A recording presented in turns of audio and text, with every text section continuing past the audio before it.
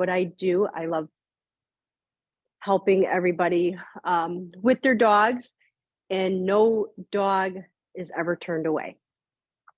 That's my biggest motto. All right. As we go through tonight's program, if you guys have questions, you can put them in the chat so that we can pass those along. Do keep in mind that every dog and every pet is different. So the answers tonight, we're going to be a little bit more generic. If there is a specific problem that you need help with, we recommend reaching out to Heather or other dog trainers in the area personally after the program. Definitely. Agreed. All right, what would you like to start out talking about first, Heather? Well, first off, January is National Train Your Dog Month. So it's important to always know that dogs need direction. So that's why, obviously, it's a big thing to have training sponsored for a whole month. The education for dogs is huge. Dogs only understand what we give them. And a lot of people don't realize, they just expect. So training is definitely something that we should think about. So I would like to discuss the responsibility of ownership. So there's a huge range. We can probably go on for hours. However, we'll just start with just a few, like you said, generic different things throughout. So number one is responsibility of a pet. When looking for the dog, you should find what breed, or if you're going with rescue, what will fit your family. Because not every breed is fit for like a family with, low energy, with high energy. Some dogs are more on the guardish.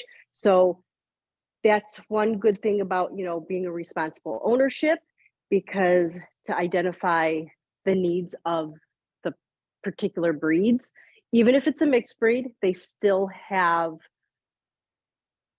just say hypothetically it was a lab and a Rottweiler. They're both going to have both those certain traits in them that you can't take out of them. Anyhow, then when it comes down to other types of ownership, good vetting, make sure you get your routine shots, clean up after your dog, especially when you're out for a walk. Never allow dogs to approach, which we're going to be talking about approaching, but it kind of goes into that too. Quick question. Do you have any questions, Kelly? Well, you mentioned some traits. What's a good way to kind of find out the temperament of your dog, or when you're looking for a dog, how do you figure out what traits you should be looking for? So if you have like a lot of kids and you see a puppy that's really jumpy and moving around, maybe shy back to a little less than that. Just if you're older, maybe don't go with such a large dog if you know it can pull you down, just certain things like that.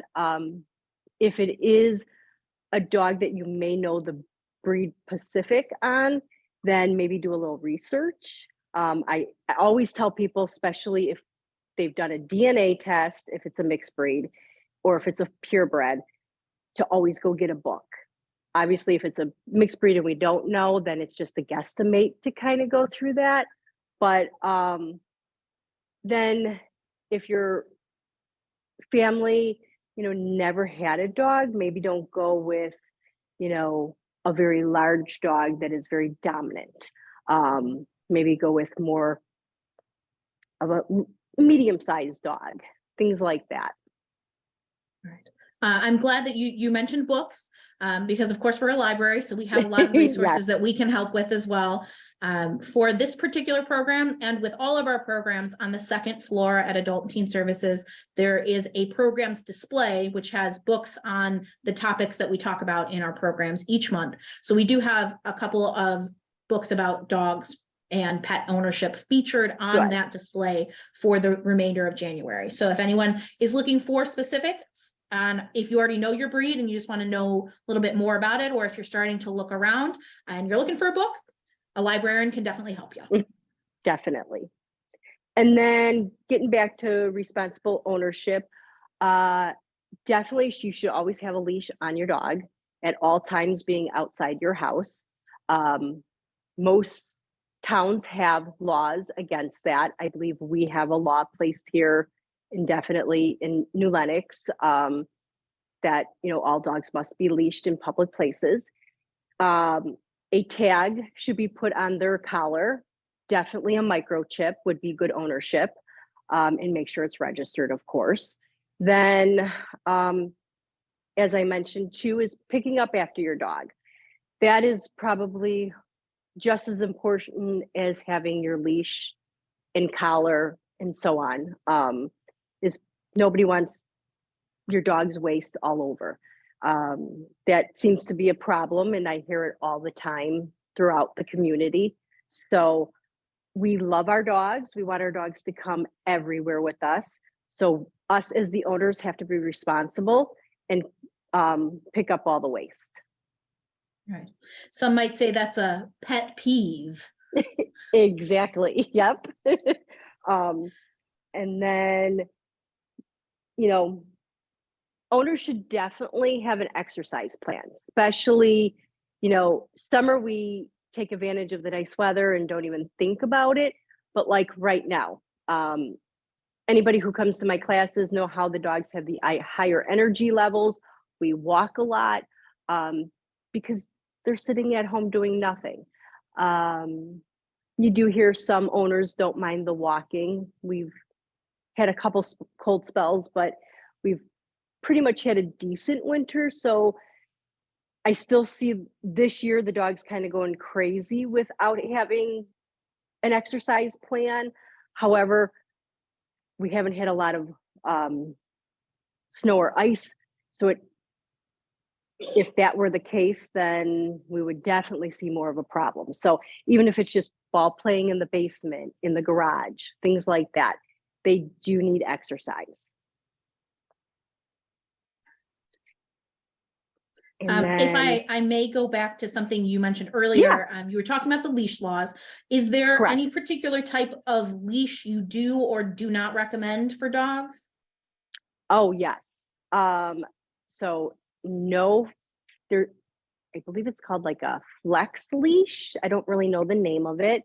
It's a leash and then it almost like a little accordion and then it boings out, and definitely not retractables. So like maybe a retractable if you don't have a fence and you wanted your dog to go potty and you wanted them to have distance and then come back is okay. However, not for walking purposes. I'm a huge micromanager trainer because if you give your dog 2 feet of the end of the leash, they'll take it. Same with a 4-foot leash, same thing with a 6-foot. So if you're having issues with walking, I suggest a 4-foot leash. And just a regular, anything minus those 2 that we mentioned.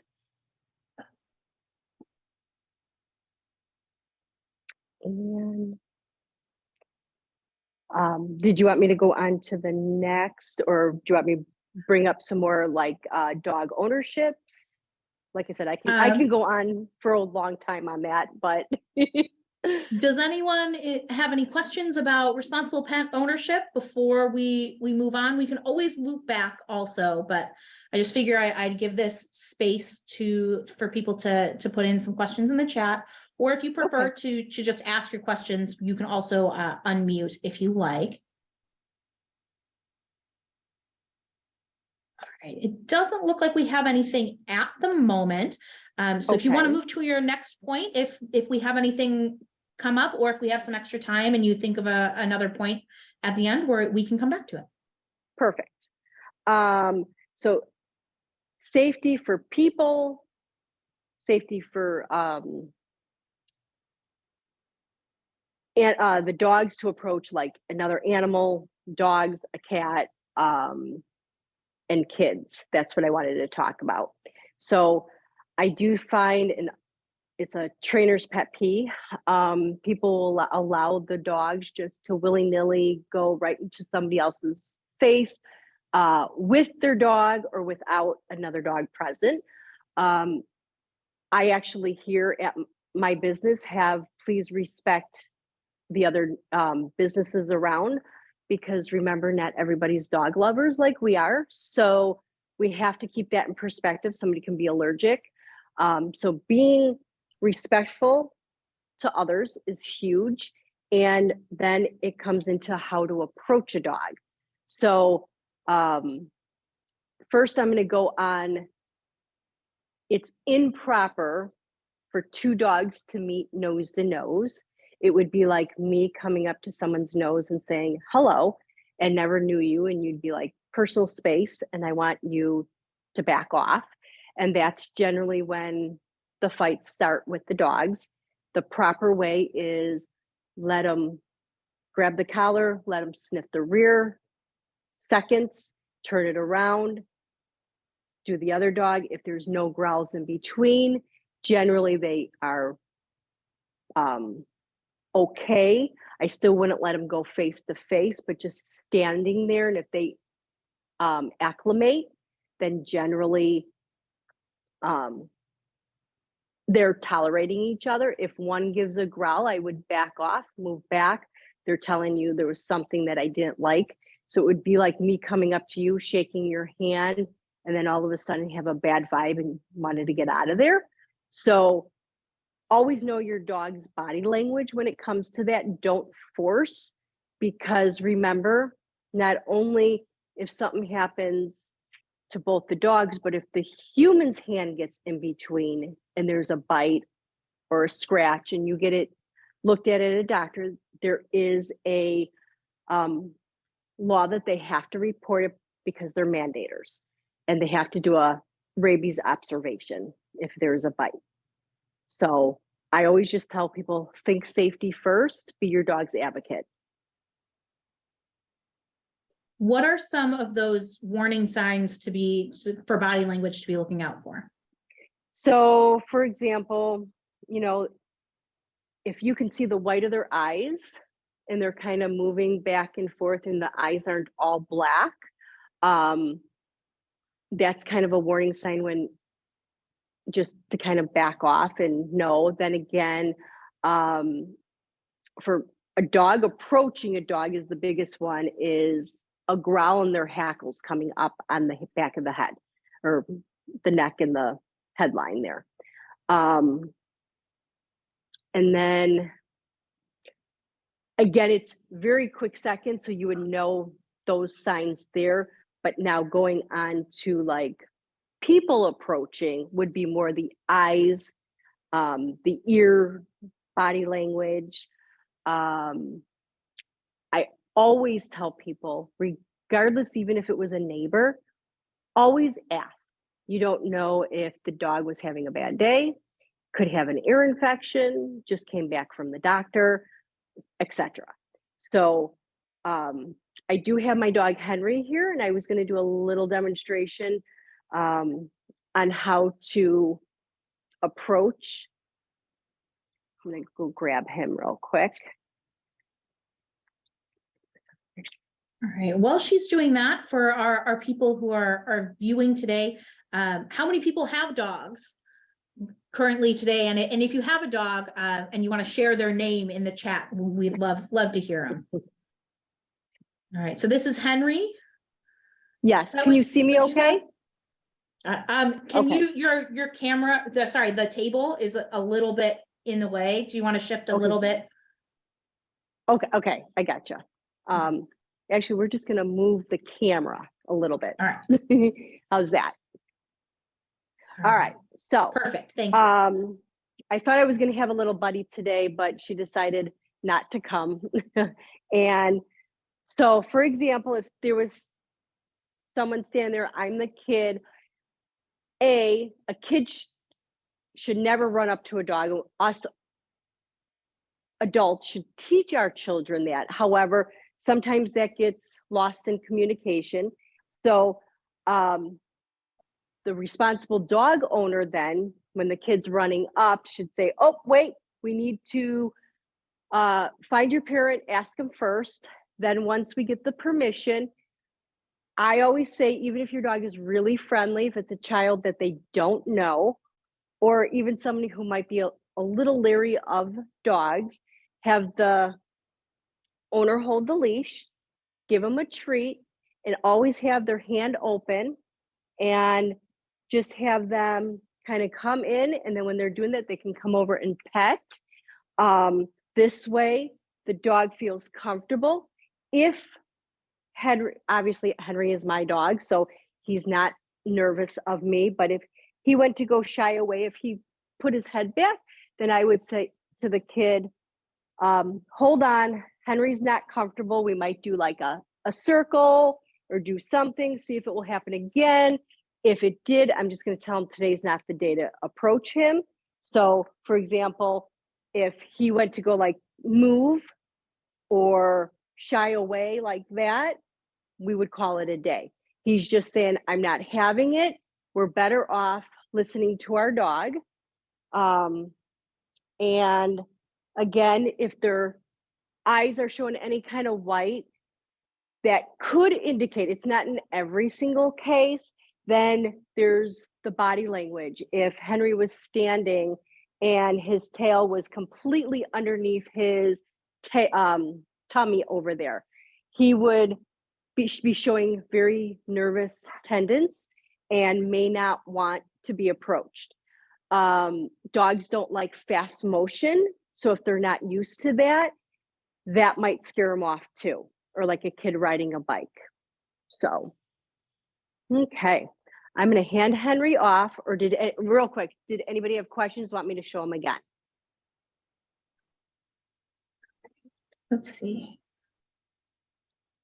I don't see any questions at this time. Last call to see the demonstration again, because I know it can take a second for the right. typing. Yeah, no problem.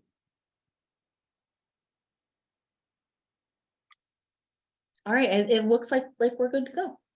Okay, let me just go hand him off and straighten that again. Come here. Thanks, Henry.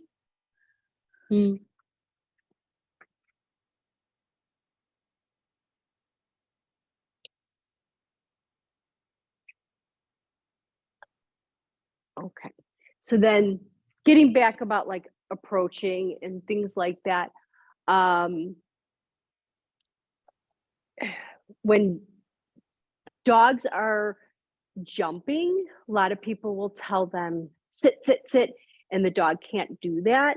And we also kind of set them up to fail because we know that their energy level is up here versus balanced. So what happens when approaching, they can then jump on that kid. So Henry won't jump because I taught him not to, so I can't really show it, but I'll give like that example. So if the dog was jumping, I would tell, again, have the parent or whoever come up, put some treats maybe on the ground, let him kind of settle, then hand him a treat again. If dog jumps, maybe again, it would be not our day. Because if the dog jumps real hard, for example, a golden retriever is a soft jump up, but if you get like a Rottweiler who's heavy top, could knock a kid down in a second, maybe hurt them. So we also got to think back to safety and responsibility of ownership of, we don't want that to happen. So we have a question related to techniques you're talking about. So Teresa asked, do you recommend that we have treats on hand at all times when out in public with our dogs? Definitely. Treats are their paycheck. So until we know that they can handle it, it's heavy treats. And then we kind of wean off of them.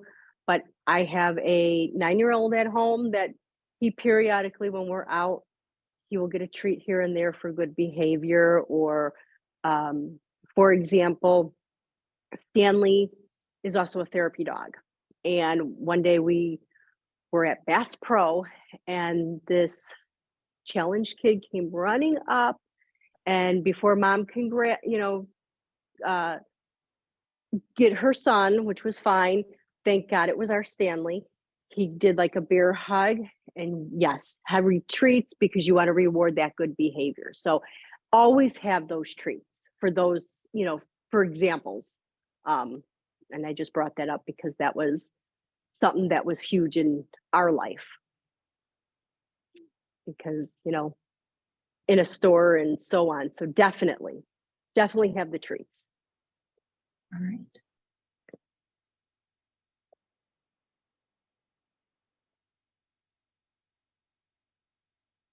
And then we were also going to talk about like the techniques. So now kind of going back to the way I showed you with Henry, putting my hand out is a good way, especially for a kid who's fast. So especially maybe the parent can help bring the hand so that they don't go like this, because dogs dislike fast movement. If you hold the treat like this, they can nip and the child can get scared. So again, putting your hand like that and letting them take is just a simple way, if you notice how I did that. And then whether you're home or not, dogs should know when someone approaches me, it's okay. So that goes back to ownership. So that's where the training comes in.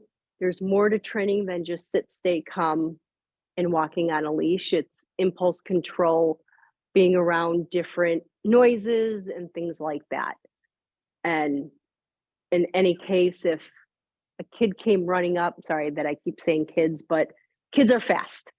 If they came running up and approached, if your dog had training, there's a good chance that they can handle it. All right, awesome. All right. Is there any other techniques that you want to show us or talk about? Just like approaching with, so say you were out in the park and you had your dog, I had my dog, we haven't seen each other in a while, but I never met your dog. My suggestion is to stay anywhere from 4 to 6 feet apart, just so that if my dog wasn't having your dog, there's not a dog fight. And when you're walking past another dog, this is my motto: assume any other dogs out in public haven't had training. So keep your dog tight, and we just want to make sure that they can handle any stressful situation, because it's not a perfect world out there, especially the vet. My dad used to say the same thing. Oh, never trust that another dog's been trained. So Exactly. And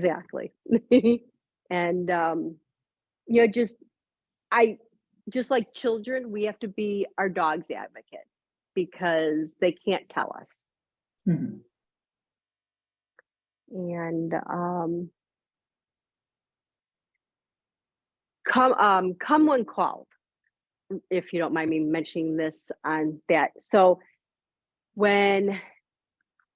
if your dog ever got out, so that comes back to kind of like the certain responsible things, try not to chase them, make it a game, and say their name and run backwards. Even if you did have those treats on you, you can start dropping them on the ground, especially if it's a stressful situation, so that they find, instead of my mom or dad chasing me and I keep running, I'm going to chase them and they're going to go faster, and then you're going to get home. So it's kind of like the opposite. All the humans want to do, I chase you. So, That's a great tip. I've never heard that before. yeah. So, yep. Dogs love games, believe it or not. So if they think they're playing a game, they're going to come back. So going Awesome. back to the treats, sorry, I gotta fix my phone here. Going back to the treats, that's why it is also helpful to have them in your pocket at all times too. So other than that, was there anything else that you wanted me to touch bases on? I can go on for hours, so. All right. Well, we still have about half an hour. So does anyone in the chat have any questions? I have a couple of questions I can ask, but I want to open it up first. Right. All right. I guess while we're waiting just to break the ice, what are some of the unique challenges between having a dog from, puppyhood from a breeder versus a rescue dog? So here at All About the K-9, I actually give dogs IEPs for that reason. Because a breeder dog generally doesn't hear like the barking, they get the socialization from the breeder and lots of cuddles, maybe the vacuum cleaner running. Actually, that was a good question. So then if you get a foster-based rescue, you get a lot of that. Same kind of things like the noises in the house and things like that. Then when you get the rescue based, of course they do their best. However, they're in crates, sometimes 2 or 3 puppies, so they don't get the attention like we would if it was a breeder or a foster base. So we do notice sometimes like they're a little bit more nippy when they come home. So families just need to be a little bit more patient. Crate time is okay. And that's what I always tell people, especially in those kind of situations. And they'll earn their way out. They just have to figure it out because they just don't know. And a lot of times they just haven't had that direction. All right, we do have a question in the chat here. Okay. Teresa asks, do you have any thoughts on dog parks? So I'm not a big fan. However, I know some people are, and I like to recommend if somebody really wanted to socialize their dog to do daycare. This way it's in a socialized area with professionals, but they're still getting their exercise. They're getting to be around other dogs. And I always fear at a dog park that you'll get someone in who, oh, my dog is fine. And then all of a sudden there's a fight, and going back to responsible ownership. If God forbid, if something happens to your dog and there is that fight and you put your hand, if there were 3 dogs in the dog fight, all 3 of those dogs have to go on quarantine because of a rabies observation, because they wouldn't know which dog bit the human.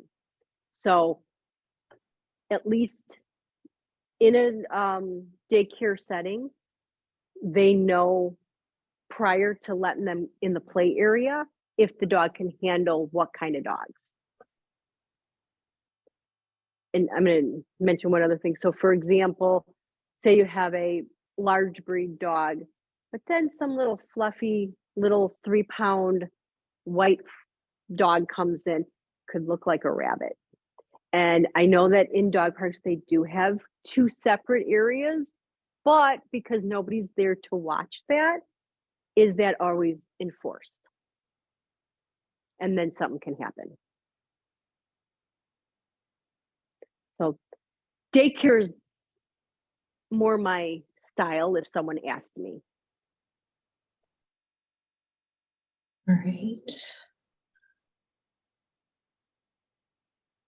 Any other questions?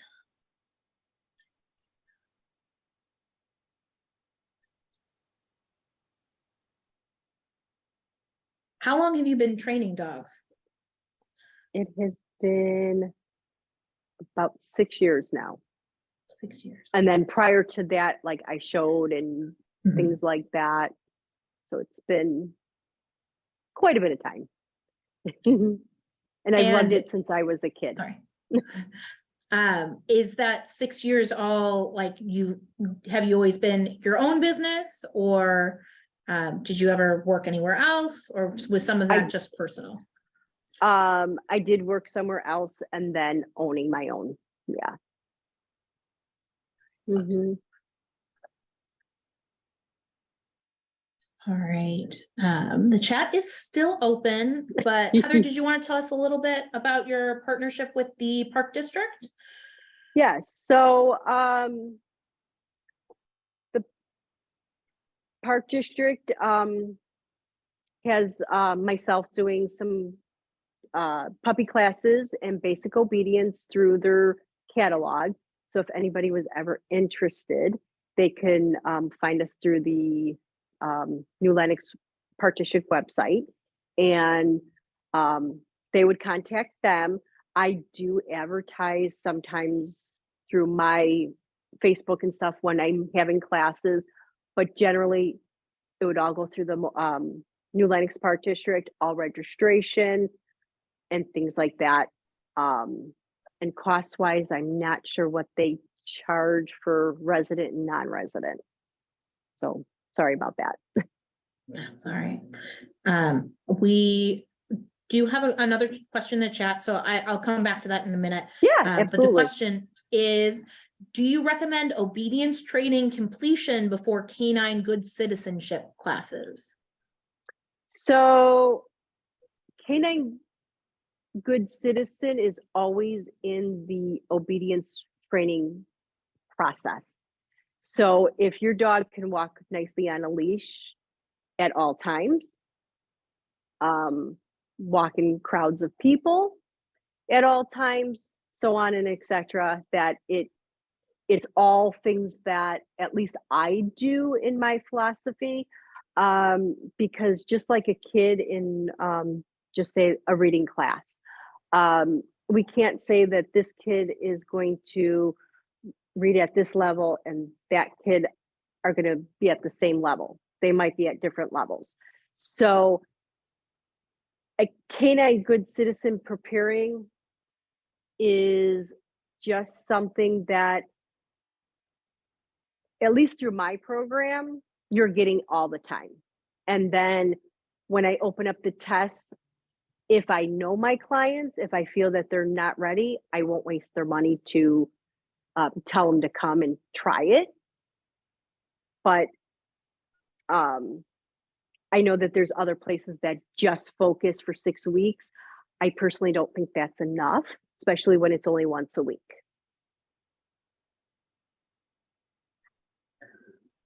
All right, Cynthia, did that answer your question? Is there any follow-up? Mhm.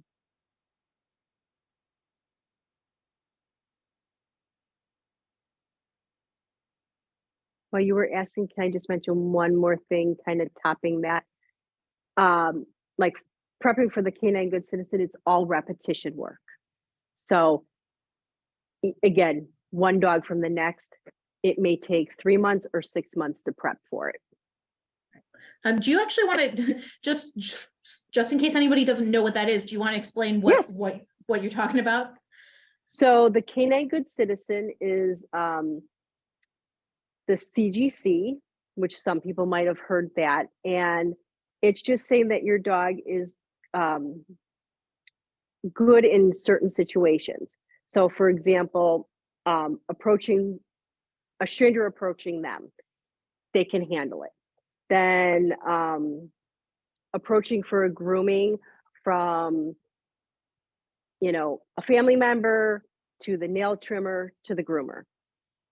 Walking through a crowd of people, without barking, lunging, growling, etc.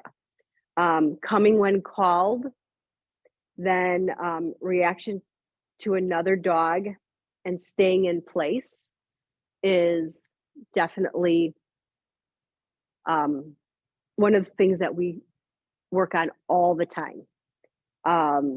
Reaction to distraction is another thing. So hypothetically in the test, it could be a squeaky toy and they have to not bark, lunge, cry, etc. Sitting politely for a petting. So that was kind of going back to approaching and so on. And then walking on a loose leash, sitting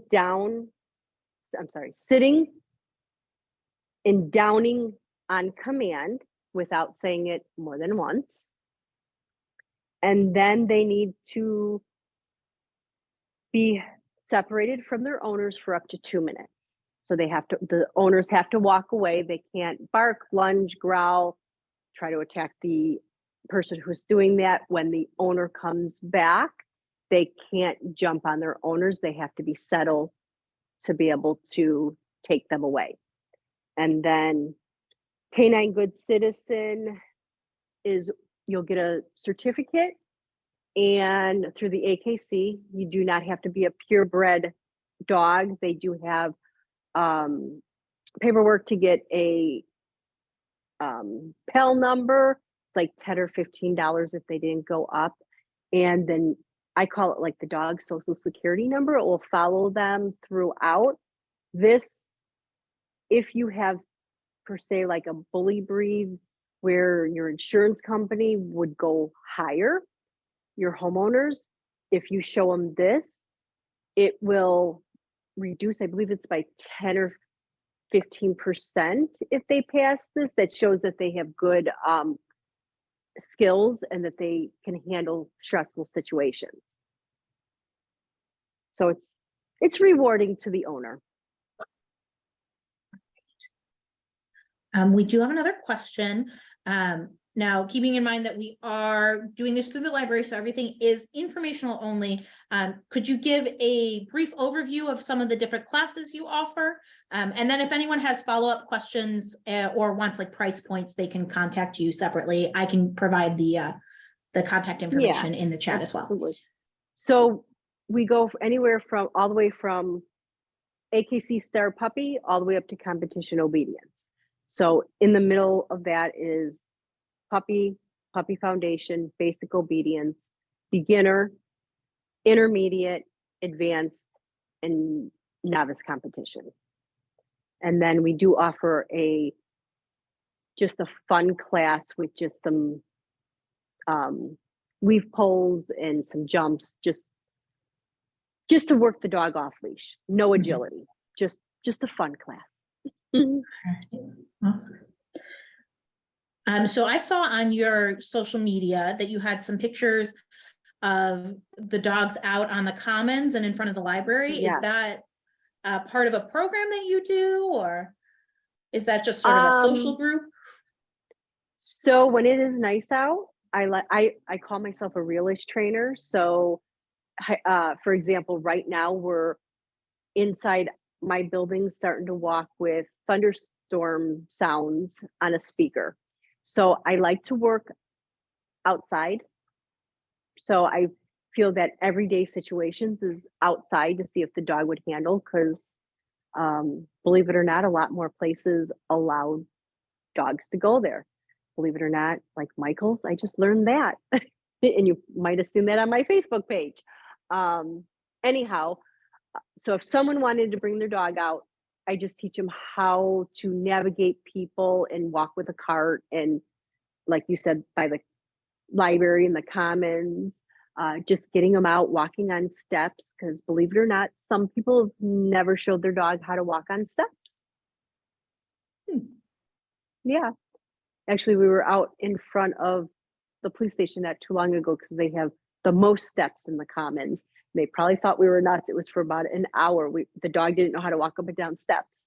So we just walked up and down the steps. But you got to learn, right? Yeah.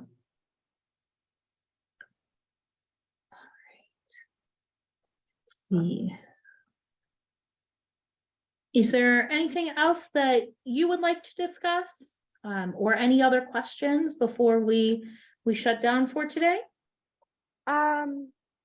No, but I just appreciate that you know, having me, and I hope that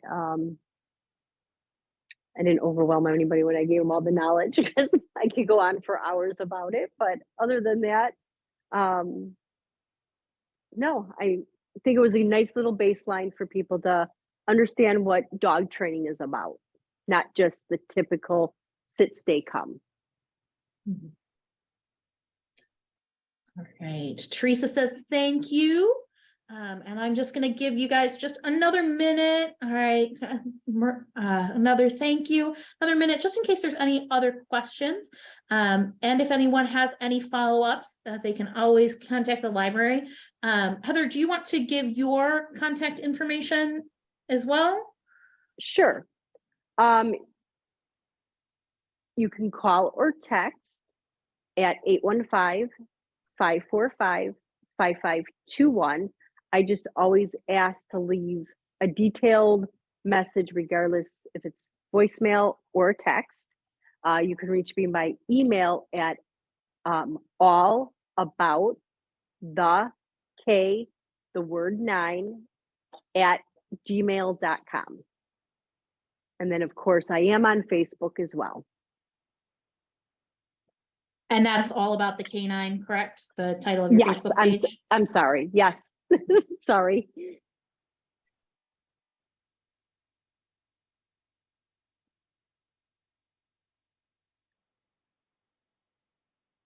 All right. So I just put that in the chat for folks. Okay. And I think we are all set for today. So thank you, Heather, for joining Thank us. you.